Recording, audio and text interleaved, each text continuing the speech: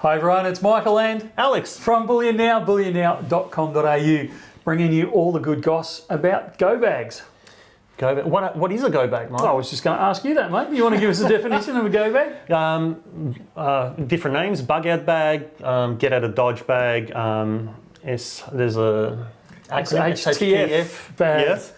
Yes. Yeah. So a variety of bags, sizes for different requirements. And yeah, I totally agree. Yeah. But also for different reasons per person. So you might find that one person has 2 or 3 bug out bags. Go bags, yeah, I'm the same. Yeah. And you also find that if you're in a family, one go bag doesn't necessarily fit everyone, that you've got different requirements. And we're going to go through some of those because, believe it or not, we both have fairly extensive experience actually having to use go bags or bug out bags. So you want to give us a 30-second précis of where you've used it at any time?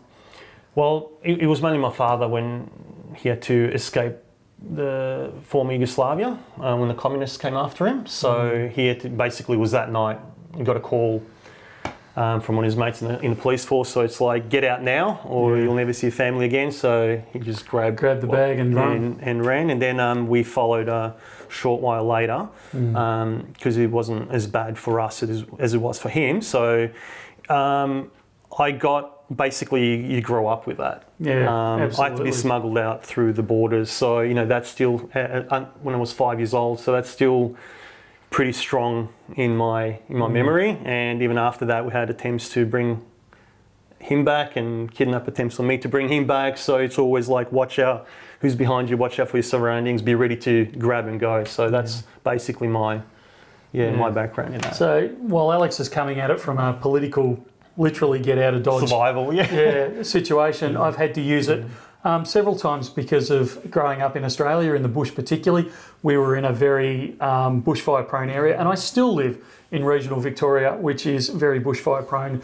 As we film this, there are bushfires in Western Victoria and people are having to get out of dodge. So we absolutely carry get out of jail bags, go bags, whatever you want to call them, bug out bags, and we've had to use them at different times where it's a case of actually we don't need to be here and we have to grab all the essentials and get out quickly. So we can actually kind of come at it from a bit of a we've had experience at this in different forms, and I'm going to be fascinated to see what you place value on in your bug out bag with your political bug out bag versus me with a more kind of bushfire. This isn't anyone pursuing me as much as I've just got to make sure I get the valuables and the family out of danger. So good fun.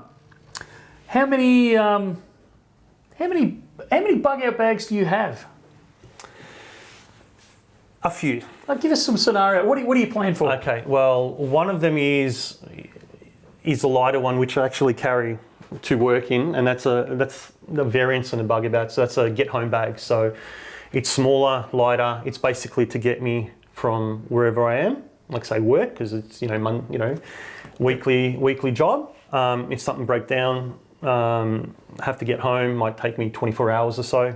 So just something quick that I've got basic necessities. Yep. So there'll be one that I've got here to show. I can show.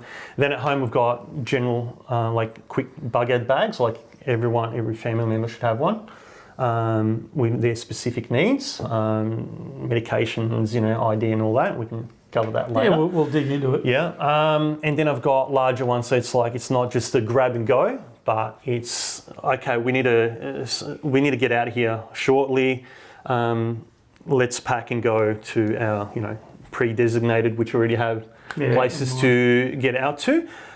So I've got larger bags with more clothing and things like that. Different gear.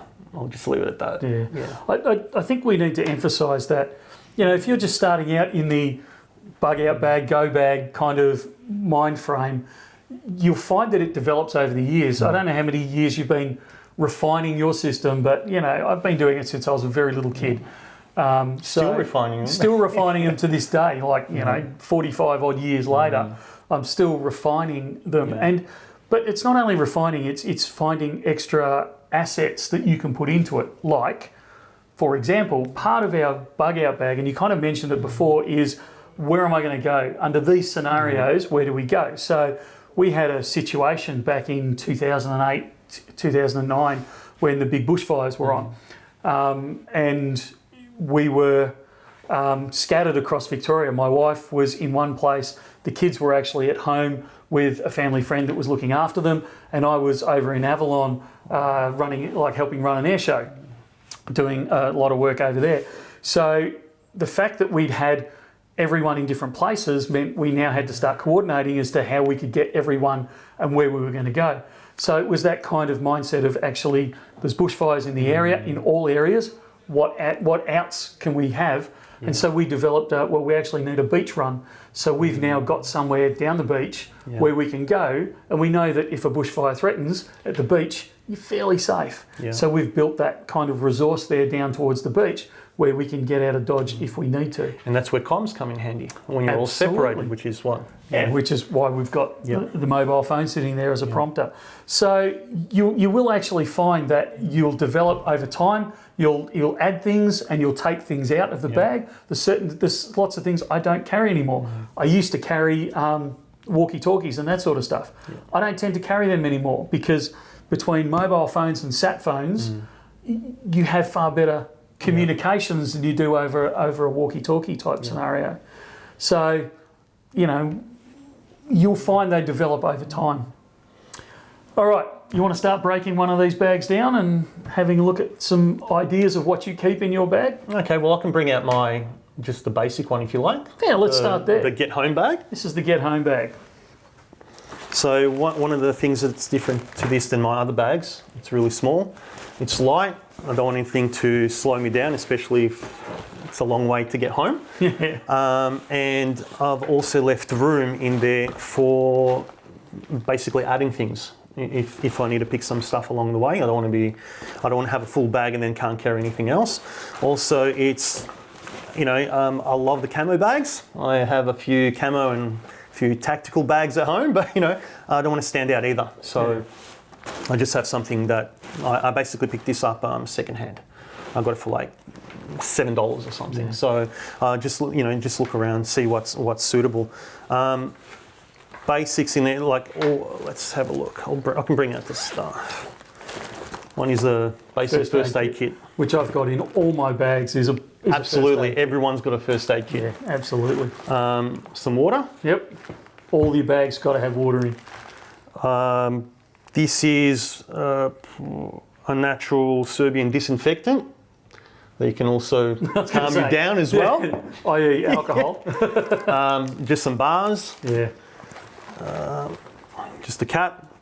It's also good for, I love these caps and had a lot of experience with keeping dust out of your eyes as well. Yeah. Again, depends on the situation. You can't predict what's happening with that. And I've got this to put around my waist. A multi-tool. Yeah, it is a multi-tool with you've got all your basic tools in that. Yeah. Fits in well, and all-purpose pen. But then I'll put that on me if I need to, again, to make more room and to make it a bit lighter. Yeah, that's right. We've got map, because depending on the routes that I take, so this is the Melbourne city map. Again, you might have to go places where you're not used to. Things might be cut off. Another thing I have is a particle mask, and that's got eye protection as well, whether it's dust or you might get stuck in large protests and there's pepper spray and everything going on. So you want to protect your eyes and your lungs. And then we've got not much more, but rain poncho, resuscitation mask, some basic wipes, pen. Just basic painkillers and anti-inflammatories. Yeah. And these are gloves. These are, you can just use them as basic gloves, protection, but it's also cut proof. Yeah, okay. Yeah. So. Because you don't know, and when people talk about go bags, they quite you picture zombie apocalypse in the back of your mind, but let's be honest, that's not the sort of everyday scenario you're going to face with these. It is more likely you're in a dust storm. Been caught in those a few times now in various places around the country. or public transport goes down, or those types of things where you can be delayed for hours, even a day or two. So you want those types of things that are practical for everyday use, but quite often have secondary functions. Like you said, your gloves they're good because you can just wear them as gloves, but they also have the feature of, well, if I ended up in a sea of broken glass, I've now got an alternative. So it's a good light bag, and I'm sure everyone watching this is going, oh, but what about that, and what about that? There's lots of what abouts. Yeah, and you can keep adding and subtracting to it, and you'll find that you will do that over time. One thing I don't have in this, which I would recommend, is ID, and the reason being I carried in my wallet here.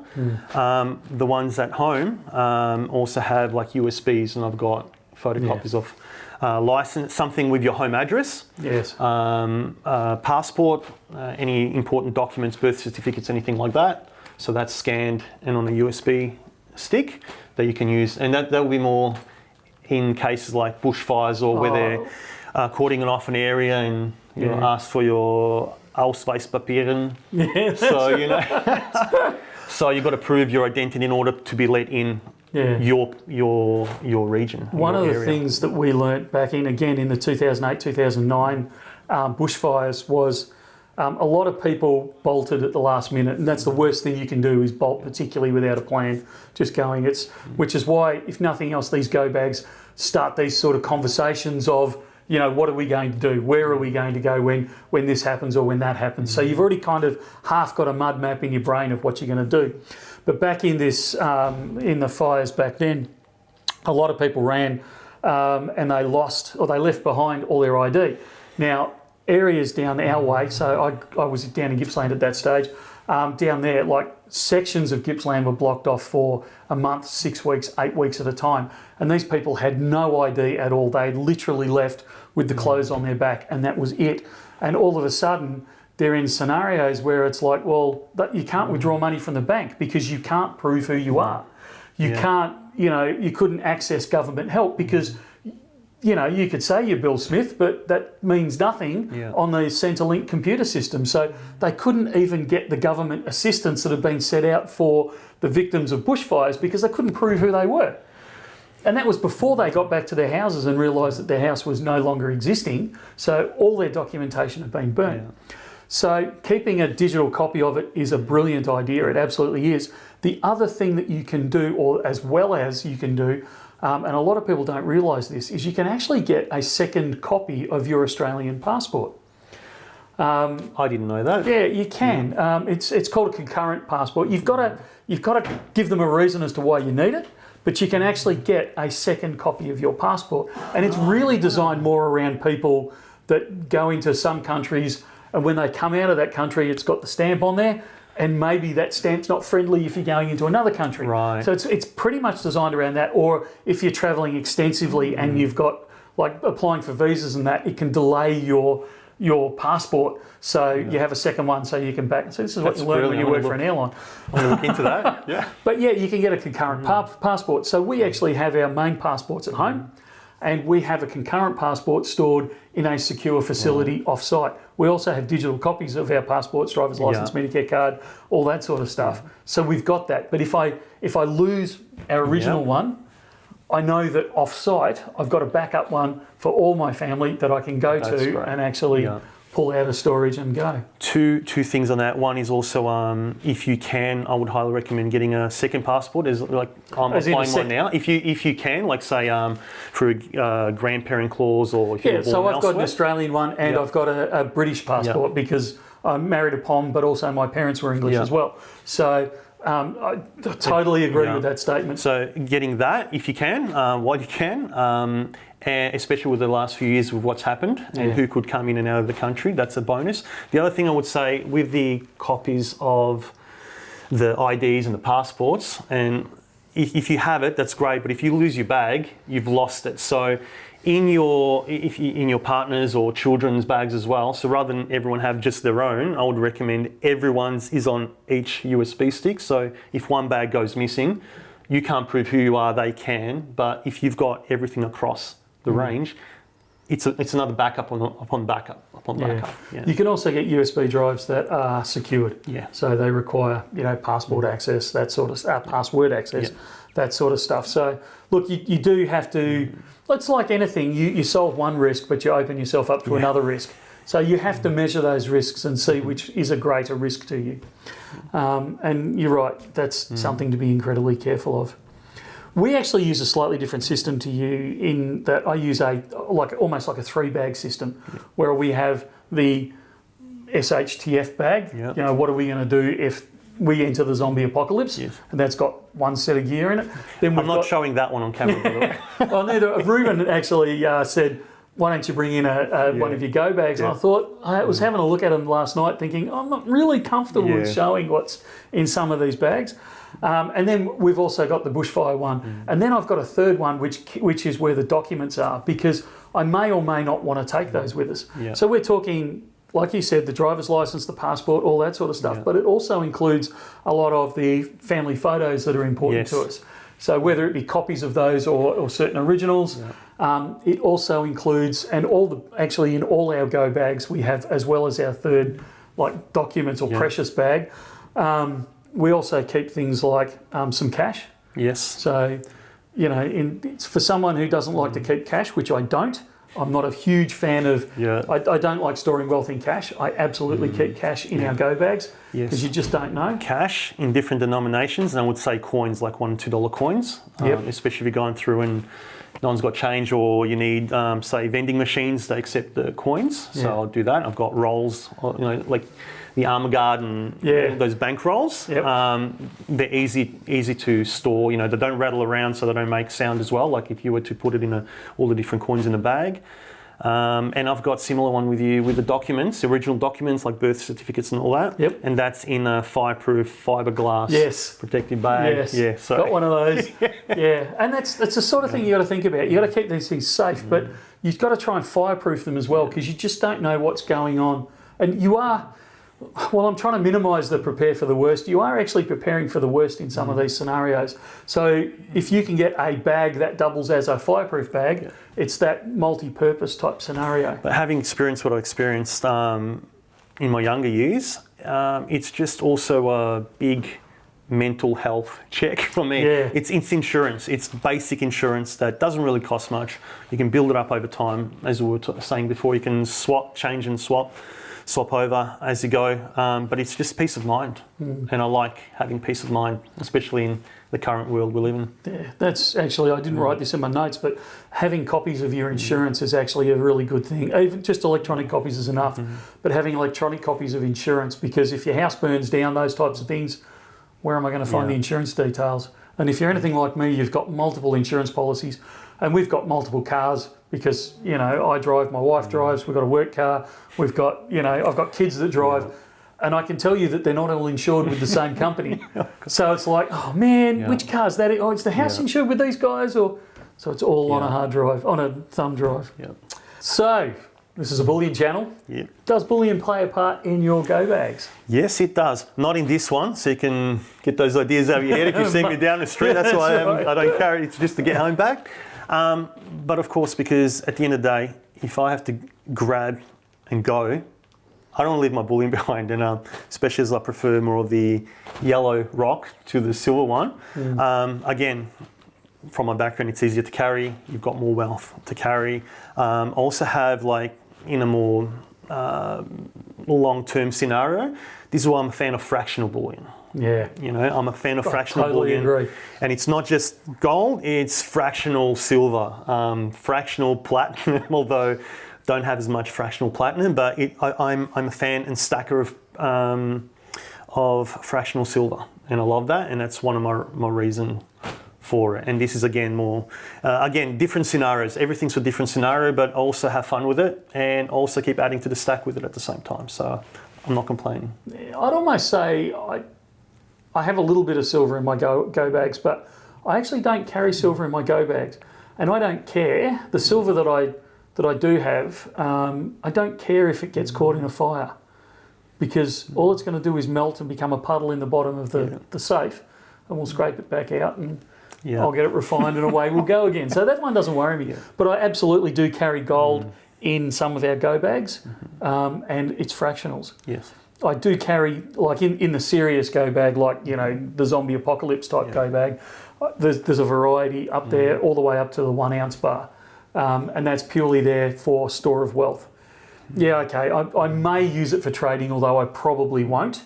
But I know from personal experience, leaving a country or anything like that, I know I can take enough currency with me that when I get there, I can exchange it for whatever local currency I need or whatever I need at that point. I know I can change it over. And all of us kind of carry various fractional sizes. So we can, we've got the 1 grammer for the, you know, we just need $100 equivalent sort of thing. Or I've got the ouncer, actually I need to pay for something a bit more serious. So. Yeah, and it also comes back to the cash scenario. So what we had happen several times, especially in New South Wales and Queensland with all the flooding and machines were out, and if you need fuel or food or anything like that wasn't given freely away, which almost everything wasn't, you had to rely on cash. Well, we did, not that long ago, the phone tower went down in our local area, and that none of us realised, but it took out all the ATM machines and EFTPOS machines in town. So we hit our go bags purely to pull the cash out of them so we could then move on and keep surviving. And that's at home. That wasn't going away. And the fact that, you know, we had it available in the go bags was a plus. Yet again, they saved our backsides. It comes back, again, gold. It's high value in a small form, lightweight, easily transferable. Yeah, so I love my Englehards and the vintage bars, but I'm not liking those this is it. Look, and particularly when you see some of these YouTube videos, they're big on, you know, stacking some silver to go in your go bag. Bang for buck, I'd rather carry the gold. And I know I've just upset probably 60% of the people viewing this. And look, we're quite happy to take the discussions in the Don't turn off just yet. Don't change the channel. That's right. I have different areas for silver, and I don't store everything. Certainly not a lot at my home, and I have different locations where silver, where I keep silver and gold and stuff. So, and one of them is Bullion Now, of course. So, you know. Do you have any? I can't think of what the term is, but you know, stacks away from home that you'd run through to pick up if you were trying to get out of the area? I'll talk to you about it later. So you do? Because I certainly do. Yes. And in fact, we have a depository in another country. Again, just in case. So and that really is the zombie apocalypse scenario where for a little while there, we did wonder through COVID whether we wouldn't have to change countries. Yes. And so in the back of my mind was, that's okay, we'll just swing past that country and pick up. Yes, and that's actually currently I'm looking into. So as I was saying, touched on before, I'm looking at getting my second passport, and also relocating the bullion and wealth in different countries. Yeah, I fully support that one. In fact, we should do a video one day on multiple passports and bullion, because there's a lot to talk about on that. So sometimes we get pushback about having bullion actually in your stack or in your go bag because you can't eat it. What are your thoughts on that? Well, actually, you can. That's a different story. Not that I would. Silver and gold. Okay. Yeah. But look, at the end of the day, I've worked hard for my money, which is in the hard bullion. I don't want to leave it behind. That's one. Two, as I said, it's gold. A lot of it's fractional, so it's a lot of wealth in light, basically in a light shape and form, as opposed to silver. So no, I wouldn't be carrying a lot of silver. I'd have very little fractional silver at that. But I personally would take it. What are your thoughts? I've said this many times on camera where it's a great way to carry your wealth. So, but it's also a great thing to, sure, you're right, you know, if we're down to a complete famine scenario, you're not going to let go of your 5 kilos of potatoes, even for my bar of gold, because you want to feed your family. But stepping one stage back from that, there is going to be situations where, and the international one's the easy one, where actually, if I take Australian dollars overseas, they're useless. It's pointless. I can't take seeds overseas with me because biosecurity will have a heart attack somewhere along the line. I can take my gold with me wherever I go. I can exchange it for a local currency, whatever that is. And trust me, the dodgier the place you're going, the more sure you can be that they will accept your gold. So, because I've been to some pretty scratchy places, and they will accept your gold. And then you can take whatever that currency is, whatever form that is, and you can buy what you need, whether it be, the potatoes or shelter or that type of thing. So I think they're racing to the famine worst case scenario rather than saying, well, okay, the chances are we're going to be several stages. Like, even if you end up in that scenario, it usually goes by stages. Yeah. And you can if you've got gold, you've got options. Yes. If all you've got is a sack of potatoes that you're walking around with, or, that style of thing, A, you're not going to get very far, and B, you're not leaving yourself too many options. And again, it's where are you going, where are you escaping to, because... And why. Yeah. One of those places you have to really get quickly to could be the airport. Again, getting out of the island dodge that we're on. And I've known people only during the lockdowns in the last couple of years who, especially, and I think they were all from, they've all escaped as well from countries like one being like Iran. I know some Iranians, and they had to get out. And, especially people with second passports, sometimes the destination is Tullamarine if you're in Melbourne. So you want to get out with your wealth. Touching on that, it's not just bullion. So now, also adding gold jewellery, the pamp bars, the wearable jewellery, because that's always easy to trade in and a lot easier to get through certain customs. Absolutely. Yeah, no, fully support that. It amazed me during COVID the number of people we had coming in that were saying, I need to convert this into gold because I've had enough, I'm leaving the country. It was a lot of people. On that note, check out our tails. That's right. And I'm not trying to be racist here, but particularly the Eastern European component that have, we've been here before, we're moving out while we can, sort of thing. I've known a lot of people who escaped from Eastern Europe have now escaped back to Eastern Europe. Right. Yeah, because the situation is almost reversed. Yeah. I wasn't laughing because it was funny. That's ironic. Yeah. Yeah. So we've talked around a lot of things here. We've talked scenarios and where I'd use it and the things I need to consider.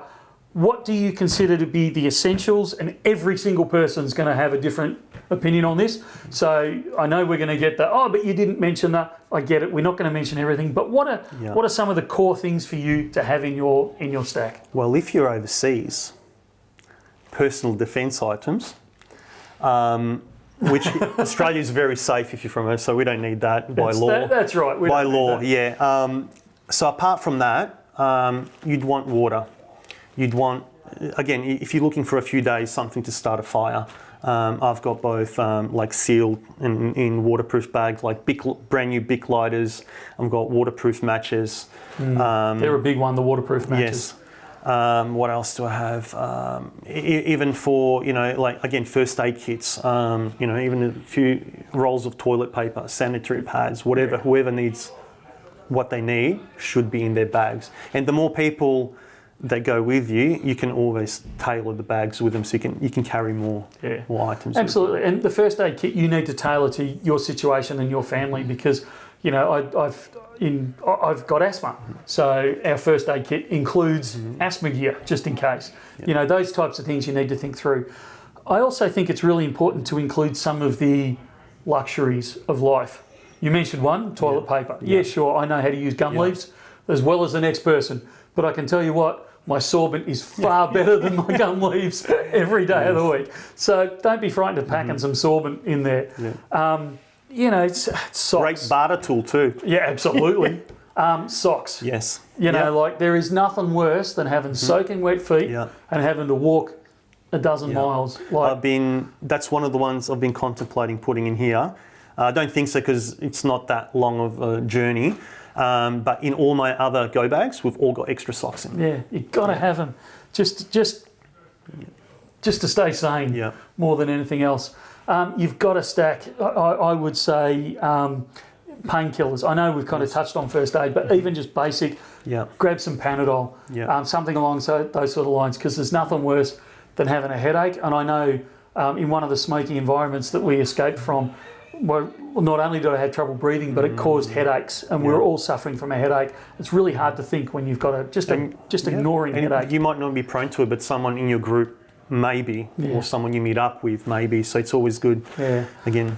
You do need some form of shelter. So whether that be a tarp or, a swag or some of those things, you've got to stay dry, you've got to stay warm. So include something along those sort of lines. You do need communication. Yeah. Carry a phone.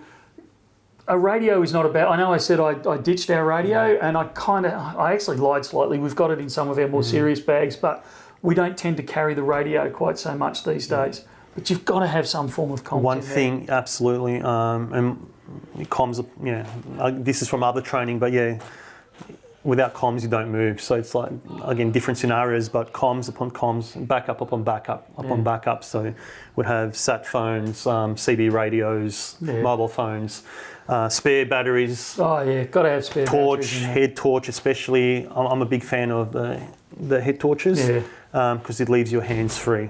No, absolutely. What are your thoughts on carrying ammunition or stacking ammunition instead of the gold?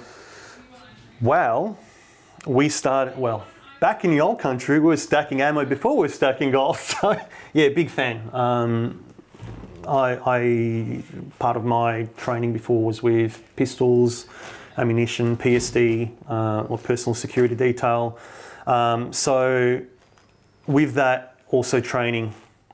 That's one thing. If you have it, got to know how to use it. But also, if you have the means, again, where we'll be going, there's a lot of farmers and farming and hunting, and got my hunting license and all the other various licenses. But it's also great as a barter tool, as I'm sure you know. Yeah. So as personally, alcohol. Yes. Those types of things are very good if you're thinking you might have to barter something. Absolutely. That's in my wider repertoire. This was just the, again, antiseptic, what I call.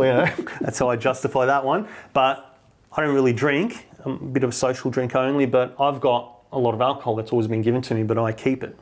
I make herbal tinctures out of it. I stack everything. Empty jars, in the garage, you've got empty jars. I've got, nutritional supplements, colloidal silver maker to make my own colloidal silver, like antibiotics, just anything and everything. And that comes from basically a living memory of where we're at, and also from your grandparents, like usually Eastern Europe, what they've gone through in the hard times. And it even comes back to here during, I think it was 2020, we were out of, so we had all tomatoes, but we were getting our jars from, I think it was China, which they stopped coming, and the lids came from Italy, which they stopped coming. So, we had people to give food to you and sources, but you need to bring your own things. So again, everything is useful. One of the most important things, and you touched on it then, one of the most important things you've got to have in your bag, that you've got to have in your stack, your go bag, and it's the lightest thing you'll carry, is education. You've got to have that education, because you can't rely on being able to access internets, mapping, all that sort of stuff. So it's a case of, in your brain, knowing where you're going to go and how you're going to get there and what the alternatives are. It's also things like first aid courses, self-defense training, but down to, how do I make things? How do I make this? How do I, make a sauce? How do I... I'll call Adzi. Yeah, that's right. How do I scavenge? Do you know what type of vegetation that grows around you? Do you know what you can eat safely, what's good for you, what's not so good for you? Do you know how to secure rabbits?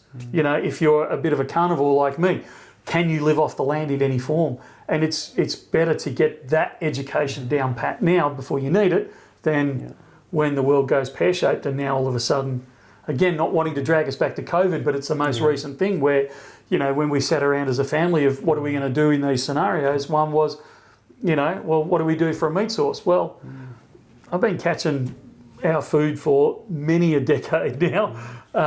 It was a non-issue for us. And that get out of Dodge, how are you going to get out? So I updated to a new Melways back in 2020. Hey. And, for those that don't know, it's like basically the maps of Melbourne. It's probably the best one I've ever seen. Absolutely. Melways is fantastic. If you are in Victoria, I'd highly recommend the Melways. And then practice, that's what I did. So, and with, again, my wider group, friends and family, and practice not to use the phone. What if you've got a flat battery, you've got to get out, know how to use the mailways, know how to use the maps, do some and a compass. Yeah, and a compass, and just basically do some dry runs. Because you've got to, getting out of Dodge, you have to get out, and you have to know how to get out. Community, something you also need in your backpack. Yeah. Whether it be your direct family or whether it be wider community. Yeah. Because they're the ones that are going to help you. That's actually my number one, which I mentioned on the live stream. Yeah. Yeah, community, and again, it's thanks to community that we got out, that I got out, that I'm still here, that I have family, because without community support, wouldn't even be here. Yeah. No, totally. What about the bigger things? Sleeping bags? Well, wasn't what I was meaning, but sleeping bags are absolutely something. You need warmth for when you're sleeping and that sort of stuff. Believe it or not, a pillow is something that is in our go bag, because I do not sleep in, it must be my old age, because I used to be able to sleep on the ground anywhere. Now I have to have a pillow with me, so I've actually got one in my go bag. No, bigger things. So we've actually built up other things. So we've got a go car. So I've got my Land Cruiser, which used to be my everyday driver. It's an old cruiser, but we've got a Land Cruiser now that I can get out whichever way I need to go, because during the fires, again, you never know if the roads are actually going to be accessible. Yeah. We've got an old Land Cruiser. It's an old 80 series, but we've got that we can all fit in. All the gear fits in. We've practiced that, and we can get out of Dodge in there. And it's a multi-fuel one, so it takes petrol and gas. Oh, that's fantastic. So I have options. Yeah. I wish it took diesel as well, but Yeah, so 2 out of 3 ain't bad, as the song goes, I think. Right. Yeah. So it gets us there. So there's also, you need to start thinking about bigger assets. We also have, and we're very lucky in this scenario, and I hinted at it before. And again, this is something you build up over time. We actually have a second house that we can bolt to, and it is down the beach. So yeah, it's the family holiday house that we bought 1 million years ago at a tenth of the price that beach houses go for these days. But we actually have that there, so if we need to get out of Dodge, we have an alternative to go to. We've got somewhere else we can land. So in your kit, like, I'm not saying you need to buy it today, but in your kit, over time, you will build up these other alternatives that you can access, whether it be, like I just said, a house somewhere down the beach, so you're not so worried about bushfires, or whether it just be the knowledge of, Alex now knows that I've got a house down the beach. So now, as part of community, he goes, well, actually, if I'm in trouble, maybe I can grab hold of Michael and say, can I actually use your beach house sort of thing, because we're in a bit of trouble and we need to get out. And if you don't have that, most people have families that I can turn to, or close friends. If you're really struggling, you don't have anyone, one good thing to do is, and again, this is, if you don't have anyone, and you can go to some Airbnbs. We've bolted to an Airbnb before. I would recommend find a couple that you revisit a few times, even when you don't have to, when you want to go on a holiday. Get to know the owners, because if in a bad scenario where everything breaks down, people will be wary of strangers as well. Yeah, so that'll give first. That, again, it's that community, that relationship. So you'll have somewhere, at least they'll recognise you. You can be on first name basis. You've been there a couple of times. So that's like, again, different options. That's what I would add to that. Yeah. So look, we've covered a lot of information in that, but there's a heck of a lot that we haven't covered as well. And I know people that have watched this far have been jumping out of their skin saying, oh, but what about? And you're right, there is so many things that you will want to put in your go bag, and so many things that we've mentioned that you'll go, oh, I wouldn't have that, that's just ridiculous. Everyone needs to tailor their own go bag to the scenarios that they're most likely in their situation. Some of the guys here live in the middle of the CBD. Chances are they're not going to be looking for a bushfire go bag. I am, because I live in the bush. I know that that's one of the risks that we face, so we prepare for it. You also have to tailor them to not like all of your family. So different members of your family will require different things. I'm an asthmatic. I have to make sure that I have asthma gear in mine, whereas most of my kids are not asthmatic, so they don't require that sort of stuff. So you'll find that you'll have to individually tailor it both to the person, but also, and not just the scenario, but also the time of year. So while we don't get bushfires in the middle of winter as a rule, we tend to, every 3 or 4 months, we tend to grab our go bags and go, is this right for the environment we're facing over the next 3 months? And if we're going into winter, we start pulling out some of the summery stuff and we start putting in some of the more winter stuff, particularly as we quite often go up into the snow during winter. So we have snow go bags. Oh. So bear in mind, this isn't a one size fits all. Keep your mind open, keep trying things. That's the only way we've perfected, and I don't think ours is perfect yet. It's the only way we've come to what we consider to be our best case scenario at the moment in the bags. So allow yourself to learn from other people. There is so much information on the web, talking to different people about these scenarios. I've picked up quite a bit from Alex about, oh yeah, actually I hadn't thought of that, to adapt our bags. So talk to other people around it. Trial things, as Alex said, get out there into the community, trial some of these things and you'll adjust as you go along. It's a continual learning process the whole way through. If you're a bit forgetful, I recommend having a little checklist on the side before you go. Like for example, you might need an EpiPen and you don't keep that in your go bag. So just, got to grab an EpiPen, and just quickly go. Some of our medication we keep in the fridge. Exactly. So we actually have a big cabinet and you open it up and it's got those lists. And you have to grab and go. Your mind's obviously fractured and stressed, so that can help you as well. Yeah. Want to add anything? Education. Just have a look, have a chat with us, just chat to other people that that have them, and there's so many resources online as well. Yeah. Excellent. Thanks very much for tuning in. Stand by for some more interesting things that we will do moving forward, and we'll talk again very, very soon. See ya.